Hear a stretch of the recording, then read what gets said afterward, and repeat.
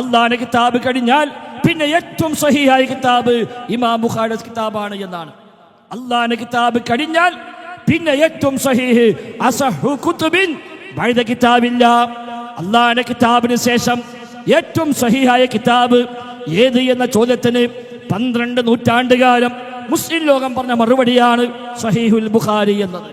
ഒരു ഹദീസിൽ മുത്തഫഖുൻ അലൈഹി ഇമാം ബുഖാരി ഉദ്ധരിച്ചു, ഇമാം മുസ്ലിം ഉദ്ധരിച്ചു എന്ന് പ്രയോഗിക്കപ്പെട്ട് കഴിഞ്ഞാൽ പിന്നെ ചോദ്യമില്ലാതെ, പിന്നെ ആലോചിക്കാതെ അത് നബി തങ്ങൾ പറഞ്ഞത് തന്നെയാണ് എന്ന് 100% ബോധ്യപ്പെട്ട് അംഗീകരിച്ചു പോന്ന രീതിയാണ് അഹ്ലുസുന്നക്ക് എല്ലാ കാലത്തും ഉള്ളത്.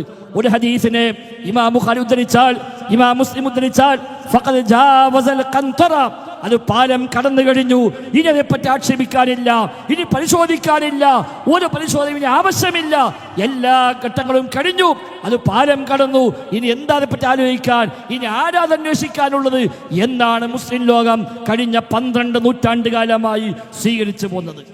ഇവിടെ KM മൗലവി മുതൽ, വക്കം മൗലവി മുതൽ, PK മൂസ മൗലവി മുതൽ, ഉമർ മൗലവി മുതൽ, അമാനി മൗലവി മുതൽ ഇങ്ങോട്ടുള്ള എല്ലാ പണ്ഡിതന്മാരും അവരൊക്കെ ഈ നയനിലപാടുകളെ ഇവിടെ പഠിപ്പിക്കുകയും സമൂഹത്തെ അത് ബോധവൽക്കരിക്കുകയും ചെയ്തവർ തന്നെയാണ് എന്ന കാര്യത്തിൽ ആർക്കും വ്യത്യാസമില്ല.